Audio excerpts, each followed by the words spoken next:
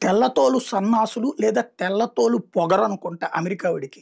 వాడికి ఎంత బలుపుగా పోతే నిన్న వాడు చెప్తున్నాడు ఆర్థిక మంత్రి బెసెంట్ మనమంట వెళ్ళి అమెరికా వాళ్ళకి అక్కడ ఏమేం పని చేయాలో నేర్పాలట.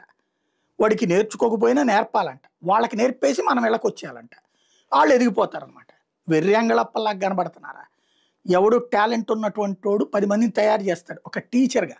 అంతేగాని ఉద్యోగంలో తన టాలెంట్ అంతా వేరే వాడికి ఇచ్చేసేసి అక్కడ ఉన్నటువంటి వాళ్ళని తయారు చేసి తను వెనక్కొచ్చేస్తాడా? అమెరికాలో ఉన్నటువంటి మన నిపుణులు ఎవ్వరు కూడా లేదా H1B వీసాల మీద వెళ్ళినోళ్ళా లేకపోతే వేరే వేరే వాటిట్లో ఉంటున్నారా? ఎవరు అమెరికన్‌లకి ఏమి నేర్పకండి. అవసరమైతే వాడు పంపించేస్తే వెనక్కొచ్చేయండి. ఇక్కడ కూర్చోండి. సచ్చినట్టు అమెరికా వాడి పనులన్నీ ఇక్కడికే వచ్చి ఇప్పుడు చైనా వాడి దగ్గర ఎట్టయితే మ్యానుఫ్యాక్చరింగ్ సెక్టార్ ఉంటుందో సర్వీసెస్ సెక్టార్ మన దగ్గరకు వచ్చిందో అప్పుడు అమెరికా వాడి పనులన్నీ మన దగ్గరికి వచ్చి చేయించుకుంటాడు. అప్పుడు ₹4 ఎక్కువ వస్తాయి. 4 కంపెనీలు సచ్చినట్టు ఇక్కడికే ఎక్కువ వస్తాయి. అది బెటరు. అమెరికా వాడి తెల్లతోలు పొగరు బలుపుతో చేసేటటువంటి దానికి మనం సరిగ్గా చెప్పాల్సింది రిటాలియేషన్ అనేది అట్లాగే ఉండాలి.